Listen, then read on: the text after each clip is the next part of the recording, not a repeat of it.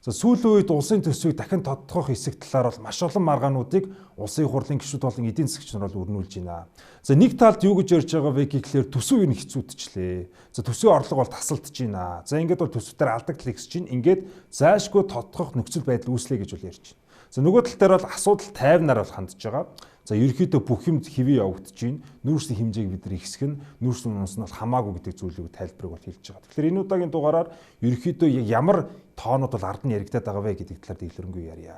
За асуудал хизээ гисэн бэ гэхээр үндэсний статистикийн хоороноос бол манай Монгол улсын энэ оны эхний 2 сарын энэ төсвийн орлого зарлагын хэмжээг бол танилцуулсан. За энэ дээр юу гэж ярьсан бэ гэхээр төсвийн тэнцвэржүүлсэн орлогын хэмжээ бол эхний 2 сарын байдлаар 4 их 80 төгрөгөөр хүрсэн. За эсрэгээр бол зардал нь бол 4.6 их 80 төгрөг бол болсон. За ингээд орлогоос зарлага хасаад үтсэн чи юу болсон бэ гэхээр алдагдал бол 566 тэрбум төгрөгөн дээр бол ойролцоогоор төвшөнд бол очсон байна гэсэн мэдээллийг бол хийсэн. За эндээс бол бүх асуудлууд бол эхэлсэн. За угаасаа нүүрсний унсан ингээд төсвийн орлого бол тасалдж байгаа бол бүгд мэдчихсэн. За гэтэл бол энэ алдагдлууд их хэмжээнд бол хүрсэн дээр бол нэлээд ийм акцент бол өгж бол яригдсан баг. За энэ дээр бол сөрөгд байр суурийг илэрхийлж байгаа эдийн засагч нар за улсын хурлын гишүүд юу гэж ярьж байгаа вэ гэхлээр өнгөрсөн оны адил үедээ харьцуулаад үзэх юм бол манай Монгол улсын нийт төсвийн тэнцвэржүүлсэн орлогын хувьд бол 22.9% бол буурсан. За эсрэгээр зарлагыг хараад үзэх юм бол 22.1% бол ихэлсэн гэсэн ийм тайлбарыг бол хэлж байна. За энэ дэр бол 20% ийм өсөлт бууралтыг бол бид нар ярьж байгаа. Тэгэхээр энэ бол маш их тоо байна гэсэн ийм дүгнэлтийг бол хийсэн. За эсрэгээр засгийн газрын зүгээс ямар тайлбарыг хэлсэн бэ гэхлээр угаасаа өнгөрсөн оны эхний 2 сар дээр бол маш их хэмжээний төлөвлөснөөс илүү ийм төсвийн орлогыг оруулсан гэсэн ийм тайлбар бол хэлж байгаа юм аа. За ерөнхийдөө яг төсөв тодтогох нөхцөл байдал үүссэн үгүй гэдэг дээр хуулийн зүгээс аваад үзэх юм бол за Монгол улсын төсвийн тухай хуулийн 34-ийн 1-2 дээр юу гэж заасан байдаг гэхээр хажуу дээр төлөвлөж байгаачлан урьдчилан тооцох боломжгүй за нөхцөл байдлын улмаас төсвийн орлого буурах. За зарлага нэмэгдэж төсвийн алдагдал дотоод нийт бүтээгдэхүүний 3%-аар нэмэгдэх ийм нөхцөл байдал үүссэн бол тодтогдно гэсэн юм зүйлийг бол ярьж байгаа. За тэгэхээр хуулийн энэ үндслэлээр тулгуурлаад засгийн газрын зүгээс бол тодтогох шаардлага нөхцөл байдал үүсээгүй гэсэн ийм зүйлийг бол ярьж байгаа юм аа.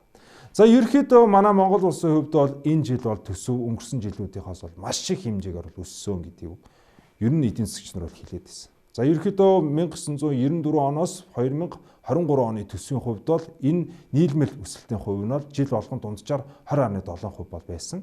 За энэ жилийн хувьд бол төсвийг бол бараг 30 дахин хувь бол өсгсөн өнгөрсөн жилд нь харьцуулахад за ингээд бол 33.5 их 80 төгрөгөөр бол энэ төсвийн орлого бол баталсан. За зарлагын бас яг адил хэмжээгээр бол баталсан. За ингээд бол суур тэнцвэрээр бол ашигтай ажиллана гэсэн ийм төсөөлөг бол хийсэн байгаамаа.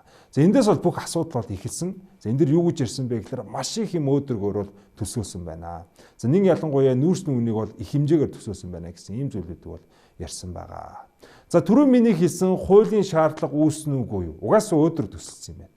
За ингээд тодтогох шаардлага үүссэн үгүй гэдэг дээр нөгөө 3% зүйлийг бол яриад байгаа.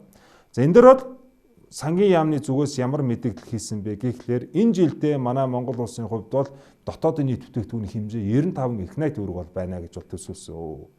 За эндээсээ дотоодын нийт бүтээгдэхүүний 3%-тай тэнцэх буюу 3 их 80 төгрөгийн төсвийн орлогын тасалбал бий болсон нөхцөл дээр бол тодтогол хийнэ. Тийм учраас жоохон тайван бай гэсэн ийм мэдээллийг бол хэлсэн байгаамаа. За өнгөрсөн жилийн хувьд бол бид нар хараад үзье л та. За дотоодын нийт бүтээгдэхүүний хувьд бол 79.7 их 80 төгрөг бол байсан. За ингээд бол дотоодын нийт бүтээгдэхүүний хэмжээ нь 2.4 их 80 төгрөг бол байсан гэсэн.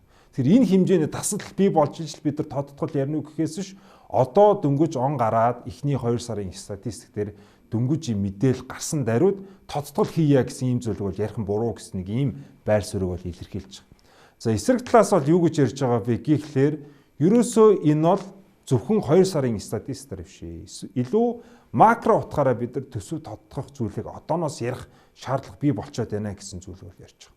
За үүний үндэслэл нь юу вэ гэхлээр нүүрс нүн. За манай Монгол улсын хувьд бол 2025 оны төсвийн төсөөлөлдөө бид нар юу гэж хэлсэн бэ гэхлээр юу гэж баталж энэ дагуу ажиллана гэж юу стратеги боловсруулсан бэ гэхлээр энэ нүүрс нүнийг $105 төсөөлөөд за ингээд 83 сая тонныг бол энэ жилдээ гаргана гэсэн ийм маш өөдрөг үзүүлэлтийг бол хийж танилцуулсан байна. За энийг бол баг бүх ийм суурь судлаач, эдийн засгч нар бол хит хөөдрөг үзүүлэлт байна гэж бол ярьсан. За харамсалтай нь бол энэ яг шүүмжилсэн шүүмжлэл биелэлээ олсон. Ингээд он гараад бол нүүрс нь бол бууж эхэлсэн.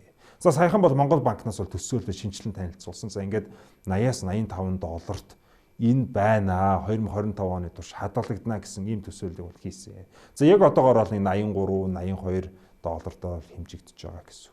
За тэгэхээр энэ дээр үнэ өөрөө 24%-аар буурах ийм бодит нөхцөл байдал үүссэн бол бид нар харж байгаа. Энгийн математик тооцоол хийгээд харах боломжтой. За энэ дээр энэ төсвийн тодтгол хийхгүй бол яаж нөхөх вэ гэхээр энэ экспортын орлогын маш их хэмжээг оруулж байгаа. Төс төр маш их хэмжээний мөнгө татан төлрүүлж байгаа ийм чухал түүхий эдийн үн өөрөө 24%-аар унахаар бол за нөгөө талд бид нар тоо хэмжээ нь бол өсгөх ийм шаардлага тулгарнаа. Хэрвээ төсвийн тодтгол хийхгүй бол.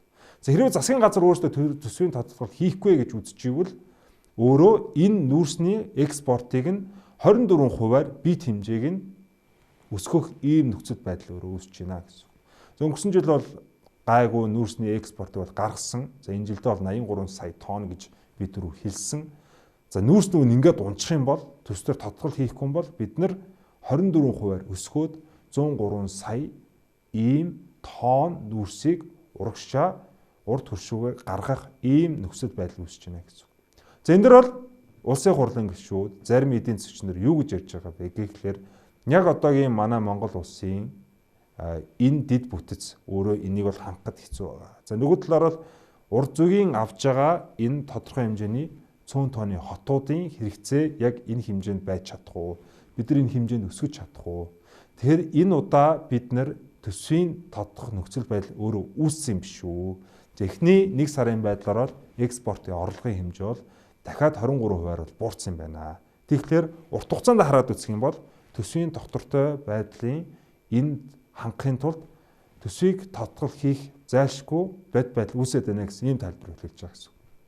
За 9 дүгнэлт хэлэх юм бол засгийн газрын зүгээс тодорхой хэмжээний хуулийн дагуу ийм тооцоолыг хийгээд одоогоор бол тодтох нөхцөл байдал үүсээгүй. Дөнгөж эхний 2 сарын датагаар ийм тодтгол хийх нь ярих нь өөрөө буруу гэсэн нэг ийм тайлбарыг богино хугацааны мэдээлэлээр үндэслээд хийж байна. За эсвэргээрээ шүүмжилж байгаа, тодтох шаардлагатай гэж ярьж байгаа эдийн засгч болон улсын хурлын гишүүд энэ жилдээ нүүрсний үн 24%-аар унтсан. Энэ 24%-ийн уналт тэр чигээр хадгалагдах учраас төсвийн тодтголыг одоо яриа гэсэн ийм ялгаатай байр суурийг бол илэрхийлж байна гэсэн. За ямар ч тач манай Монгол улсын хувьд бол төсөв бол байнга ашигтай бол байдгүй. Ер нь бол ямар ч нөхцөлөөр бол алдагдaltaй бол байдгийг та бүхэн сонссон байх. За хажуудлын график дээр үзүүлж байгаачлан сүүлийн бараг 20 жилийн хугацаанд манай нийт төсвийн алдагдал бол тэнцлийн зарлагдаг эзлэх хувь бол нэг 11% бол хадгалагдж ирсэн. За эндээс нэг зураасыг давж байгаа цөөхөн хэдэн жилүүд бол төсөв бол ашигтай бол ажилласан. За дийлэх тохиолдолд бол төсөв алдагдaltaй бол байдаг гэсэн. За ямар тач энэ оны сүүлийн хагас жилээс хойш төсвийн тодтох эсэх ийм талаарх бол нэлийн олон хилцүүлгүүд бол өрнүүлэх бах. За ямар тач одоо төсөв тодтох үгүй юу гэдг нь нүүрсийг хэрэг хэмжээгээр гаргаж чадах вэ? 103 сая тонн хавцаа хүргэж чадах уугүй гэдгээс бүрэн хамаарах ийм прогноз бол ажиллаж байна. За ингээд анхаарал тавьсаар баярлалаа.